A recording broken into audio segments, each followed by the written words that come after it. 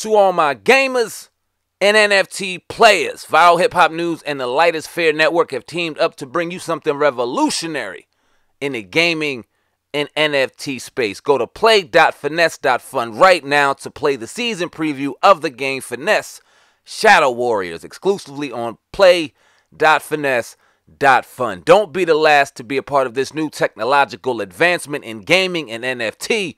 Play.finesse.fun to play the season preview of the game Finesse Shadow Warriors. Link is in the description box. Let them know Viral Hip Hop News sent you. Let's go. Let's go a little deeper and let's talk about the death of a lot of these rappers. It seems like a lot of these rappers, like we always talk about it on the show, like every 2 months we're going to talk about a rapper dying. We can book it, right? Do you think there's something behind that? We had Dr. Wesley Muhammad on. He talked about a death clause in a lot of these contracts. Is there something behind all these rappers being mysteriously killed or dying from drug overdoses? Record companies don't make money the same way they used to. Rappers and artists are now able to make money on their own outside of contracts. Things are digital. It's streaming now versus, you know, printing with the CDs and this and that. It's different. The game is different. You can get independent contracts for all kinds of other sponsors. You can have your own shoes with different companies and all kind of stuff outside of your contract to become a multimillionaire outside of the realm of control. So what they're looking at is, the standard way of controlling a rapper, managing a rapper, representing a rapper is dying. The record labels are dying. Right. Like seriously, more rappers are being independent. More artists now are being independent. They're making more money. It's all money in for them now. They don't have to share it and distribute it amongst 30 people. Now they're distributing it amongst maybe 10, maybe 5. So they're looking at getting more money, and they're now carrying the game to other people. They're teaching the game. People are learning the game now. So these record labels are witnessing that these rappers who are getting younger and younger and younger are learning the game faster and faster. So they're trying to figure out, okay, how can we quickly turn a quick flip on these artists? And again, we really don't want to think of how evil this system is because we don't want to take no damn responsibility. That's why we don't want to look at it, because that means we got to get up and do some work. Oh, I got to defend myself. Oh, damn, you mean I got to start really thinking now? I got to be security minded and disciplined? Yes, you do. That's why we look crazy to some folk until we step in the room and they're like, damn, them the real brothers. Yes, because you should have the same mentality. Stop letting people play with you, because nobody else thinks as loosely as we do.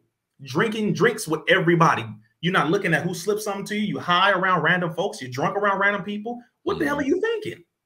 So, didn't mean to go on that tangent, but damn, well, I mean, it gets insulting after a while because the brothers are dying younger and younger now.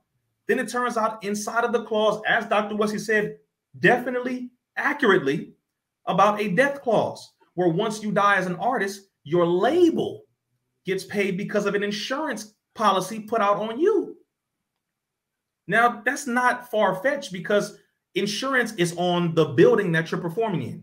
Insurance is on every show. Insurance is on your vehicles as an artist when you're traveling. Insurance is on your company. Insurance is on the hell, everything down to the jewelry, even that you're wearing, that your label bought for you.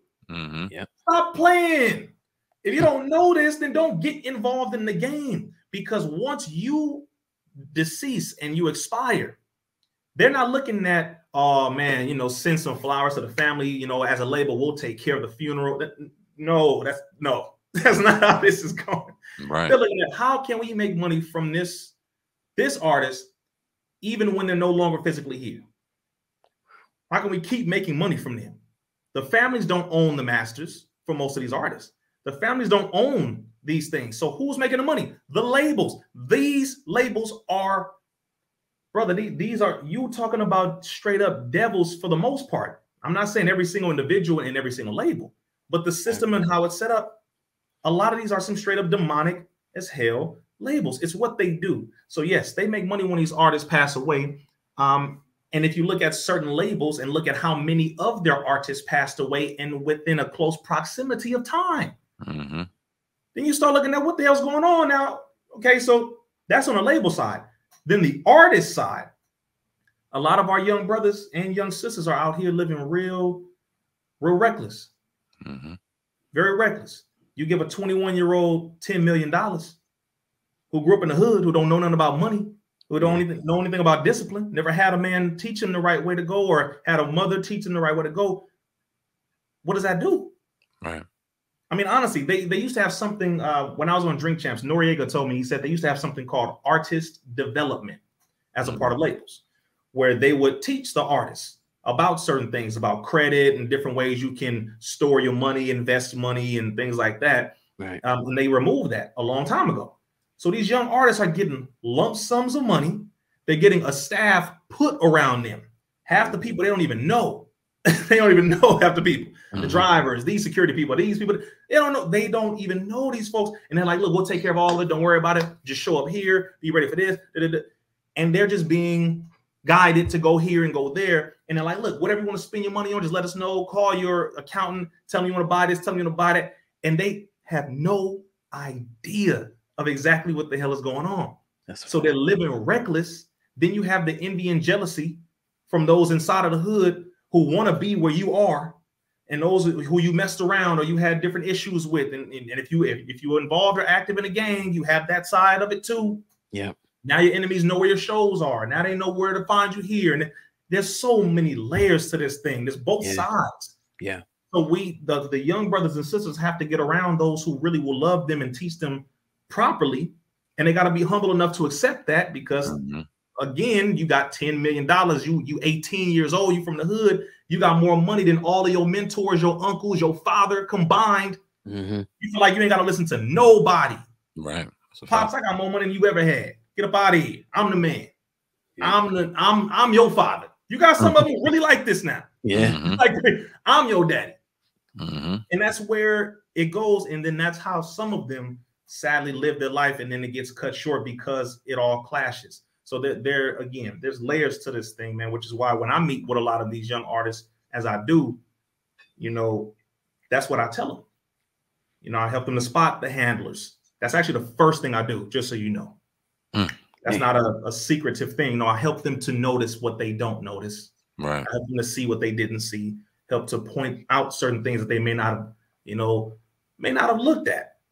And then go from there, learning knowledge of self, help them to understand, be responsible with your money, know who you can trust, be wise about how you move, be humble, take responsibility for your people. Don't leave the hood. If you move out, I get that, but go back and build it up.